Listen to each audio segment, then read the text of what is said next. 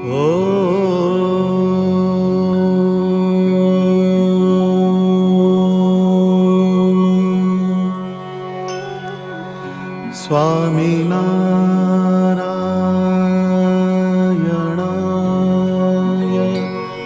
નમઃ.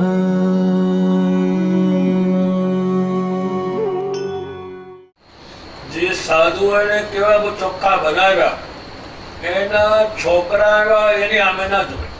અને આ તો મૂકે છટક્યો બધે ચોખ્ખા ત્યાં વગર મળે. આ મૂકી દે બધું ચોખ્ખા નહીં. નિષ્કુળાનંદ સ્વામી એના બે છોકરા આવ્યા છે, પણ એની આમે ના જોયું. જય સ્વામિનારાયણ બોલ્યા છોકરા, પણ એને ન કીધા. એ છોકરા ગોપાળાનંદ સ્વામી પાસે ગયા કે મારા બાપને જય સ્વામિનારાયણ કીધા, એ આમે બોલ્યા નહીં. એ તો સમજે છે આ બોલે છે, પણ આનો ક્યાં ભગવાનનો સંબંધ છે? એટલે ગોપાળાનંદ સ્વામીએ કહ્યું તમે દંડવત કરો એટલે એટલું તો કે છે રાખો એમ. અને આ તો કોકનું હોય તો લઈ આવો. હા હા ખરી ખરી બેઠી ચાટ બેઠી આ મારી ભણેલી ભણે છે ચાટ હારી બેઠી. પછી એ દંડવત કર્યા એટલે નિષ્કુળાનંદ સ્વામી કે ગમે ત્યાં કોઈને શીખવાડ્યું. આને ન આવડે.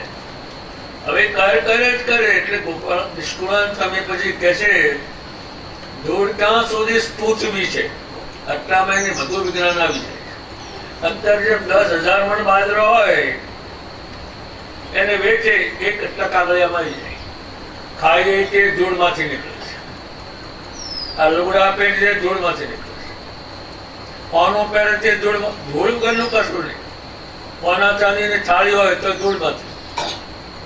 ધૂળ ક્યાં સુધી ચૂથવી છે બધું ઘરમાં જે કહે છે ધૂળ. આ મકાન છે એ બધા ધૂળ. અહીં કાંઈ ન મળે. હું આમ આવતો તો રોડે શું સારા મકાન બાંધે મોટા મોટા, પણ આમાંથી કાઢીને બહાર કાઢશે, કોઈને રહેવા નહીં. સ્વામિનારાયણની સેવા કરવી નથી કઈ, એટલું જ કીધું એને. એ બે છોકરા કેટલા તૈયાર હશે, કેટલા સંસ્કાર પાડ્યા છે. એ ગોપાળાનંદ સ્વામીને કહ્યું કે મારા પિતાજીને એવી ઈચ્છા છે બે સ્વામિનારાયણ ભગવાનની ચાકરી કરો. ગોપાળાનંદ સ્વામી કહે છે તારા બાપની માં છે અને તારી માં છે, તમે બે અહીં આવો તે દુઃખી થાય એટલે એક અહીં આવો ને એક ઘેર જાઓ. એ શું ચોખ્ખા કર્યા. નરસિંહ મહેતા જેવા એટલે કીર્તનો કર્યા પછી એને એક છેલ્લી કડી લખી કે જ્યાં સુધી આત્મતંત્ર ચિંતું નહીં ત્યાં સુધી બધી સમજણને કામ છે જે હોય છે. એ મુનિઓ ભગવાન સ્વામિનારાયણના વિજ્ઞાનથી બહાર નીકળશે. નાદ બદલી નાખશે, નામ બદલી નાખશે, બધા સ્વભાવ બદલી નાખશે, યશોદ બનાવશે.